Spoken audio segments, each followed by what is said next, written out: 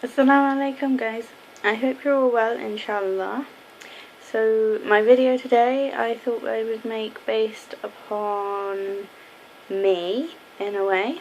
So it is going to be about if you are a new Muslim who is living with non-Muslim family, or you are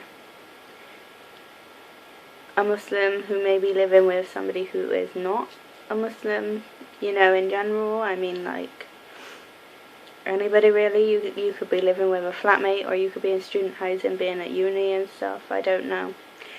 But I just thought that I would make this video today maybe to give a little bit of advice on how to cope with things. So, the first thing I thought would be a good idea is to talk about cleanliness to begin with, just because, I mean, I don't think you really realise until after you actually start thinking about it. And when I was a new Muslim, I didn't really consider, you know, all the differences, you know, in being at home and everything. I didn't really think of anything, you know, to do with cleanliness and all that. Like, I know we have to be clean, but I didn't look at my house as being unclean. Do you know what I mean? Because, you know, my mum was always doing the housework and everything, so for me personally, I didn't actually look at it as being unclean to begin with. But then when you think about it, if you look at it, like, I'm going to base this on my family. So, my family, the first thing I realised is that I need somewhere to do my salah. So, I decided that I would not wear shoes in my room completely. I just wouldn't do it anyways, because I didn't want to drag all the bits in, you know, and I want to put my prayer rug down and everything. So I started off thinking, well, I need my room to be clean. So the way to go about that is to not have anybody walk their shoes in my room, because my family do wear their shoes in the house. So, you know, it's easier for me to just take my shoes off at the door and leave them at the door, and then not bring them into my room, sort of thing, or just bring them in and put them on the side instead of having to walk all over my carpet, you know, because if I walk all over my carpet and then I'm putting my prayer rug down, it's not clean. Things are sticking to it. So I've always had the issue, and I still get the issue now, where my family, my mum and stepdad do not understand. I always ask them not to walk shoes in my room, no matter what. And they do. They won't respect that. They don't respect my wishes for me to not have shoes in my room. They don't understand the concept of the fact that I want to do salah and I want it to be clean. And you know, everything always feels better when it's clean. So they don't really understand that. So I struggle with that a bit. My brother, on the other hand, though, he's okay with me not wanting shoes in my room. He will always knock, and he will always... That's one thing you should do. You should always knock on somebody's door. Really annoys me when people don't knock on my door and they just walk in, and it's like, hey, I could be doing anything in here. So, the second bit is kind of in relation to my room. I started to look at things a little bit more like the cleanliness of the house, and then I realised that we wear shoes in the toilet, but we don't wander around the house with them.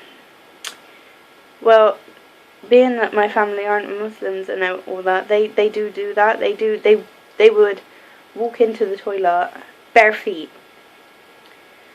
Ugh. It skews me out just to think about walking into the toilet bare feet. And then they walk all around the house. So, in a normal world, in a Muslim house, you would be able to walk around your house with no shoes on and everything, but in a non-Muslim house you can't, because you don't know where they have been walking, and then they've walked all over that carpet, and you know, they've just completely walked everywhere, and it's no, it's not nice. So I struggle with that. That's the one thing you need to always remember. Be careful and watch what they do, because you don't know where their shoes have been, and if they're walking around the house and then you're walking around bare feet, and then you're walking into your room, or you're just standing on your salah rug, you're going to be walking dirt on there, and then you're technically going to be making your rug unclean. And especially with those kind of germs and everything from the toilet especially. It doesn't just have to be the toilet, it could be outside, you know, they walked outside, they've walked in mud, and then you're walking on that because they walk their shoes in the house, and then they walk bare feet. And then if you walk bare feet and you stand on your rug, you're making it really dirty, and it's not very pleasant. You know, we're worshipping Allah. So it's just like having to have yourself clean and pure, and having to have your clothes pure for salah. You know, your rug should technically be pure as well. It should be nice and clean. It shouldn't be filthy. So always think about those sort of things. Like, I know, like I say, I never used to look at it in detail until a little while after, when I started thinking about sorting my room out properly and everything, and I never looked at it in detail. And then when I realised that I didn't want them to walk shoes in my room, I thought, but hang on, they walk around the house, you know. So the second thing, number 2, is washing. I personally think it is easier for you to wash your clothes on their own, because you don't know where those clothes have been. You know, for example, my ma works in a pub, so she works as a chef in the kitchen, so she's, you know, all day she's cooking and everything, and she's wandering around a dirty kitchen, and she's getting all kinds of stuff on her clothes, you know, like meat products and everything. This is just an example, by the way. This isn't like, you know, that's not major, but the point is, they're picking up loads of stuff on their clothes, and then you're washing your stuff with their stuff, and then it's almost like it's all being washed together. And it's the same, you think, if they're walking around bare feet in your house, or they're walking around with just socks on, and then they're putting the socks in with your washing, and if you just think of it like that, I know it's kind of disgusting, and it kind of puts me off, and it might not seem like a big deal to some of you, but to me, I find it is. This is just me personally, in my opinion. I find it a big deal to wash my clothes with their clothes. I don't like it. I just feel like I don't know where their clothes have been. I don't know what's on them. You know, they're not clean. They're not in a clean state like we are as Muslims, because we have to be clean. They don't technically get the concept of that. So as far as them thinking they are clean, you know, they have shower and everything, alhamdulillah, but they're not as clean as we are. You know, we go to the toilet and we do the istinja, you know, we wash ourselves and everything, or you know, we always look after ourselves. We clean our hands if we've touched something, you know, if we like anything, we wash our hands, and we're always doing wudu.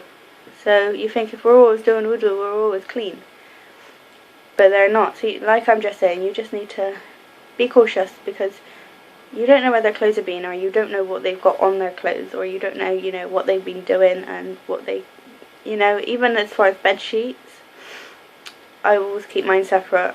I just feel like, for me personally, it's clean, because although I'm using the same washing machine as them, I'm not actually putting my clothes in with theirs.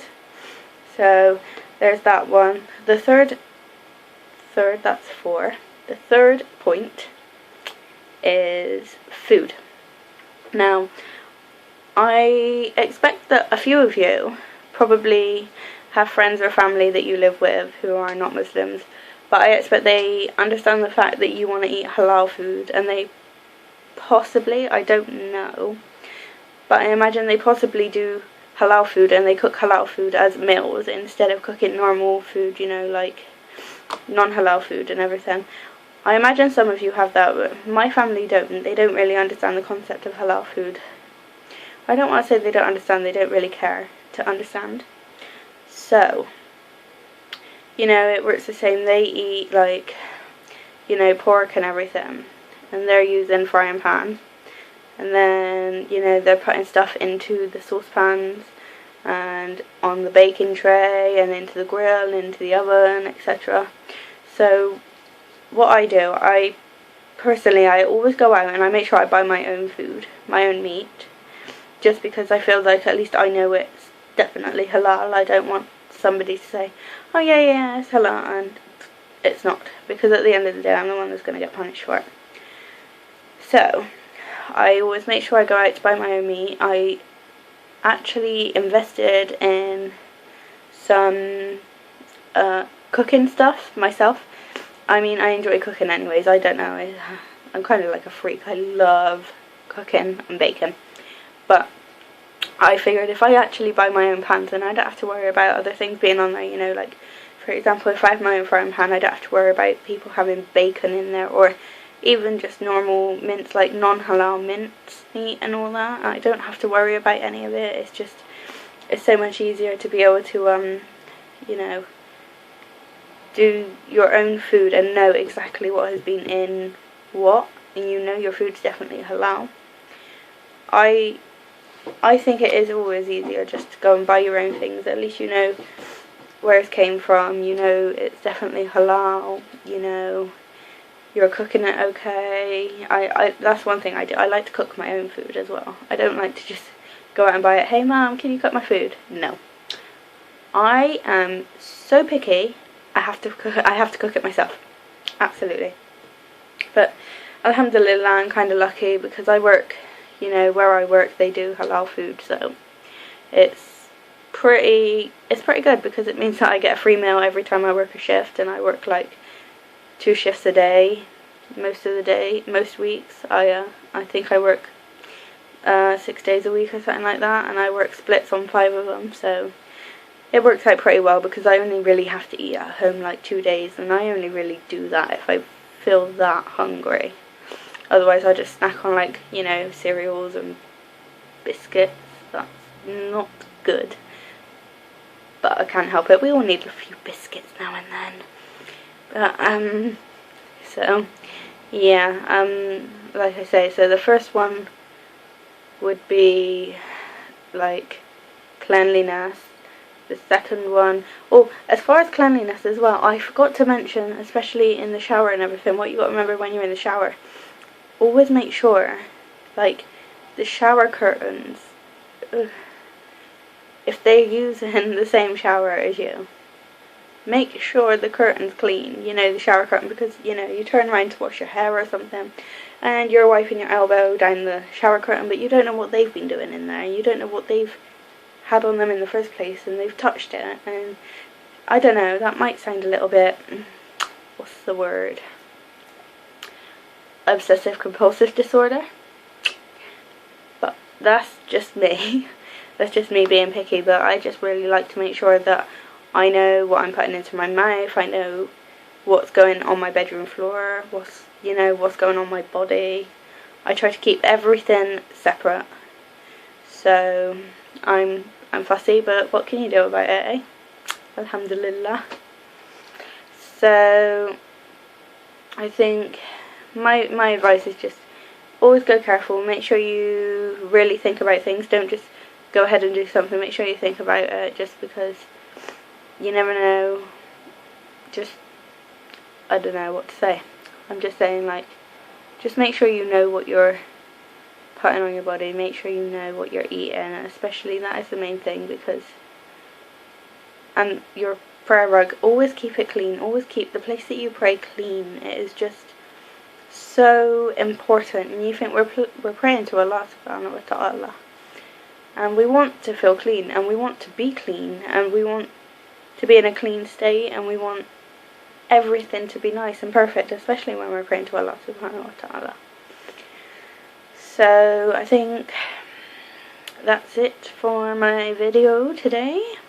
I actually got some good news today though. I think why not just share it with you all.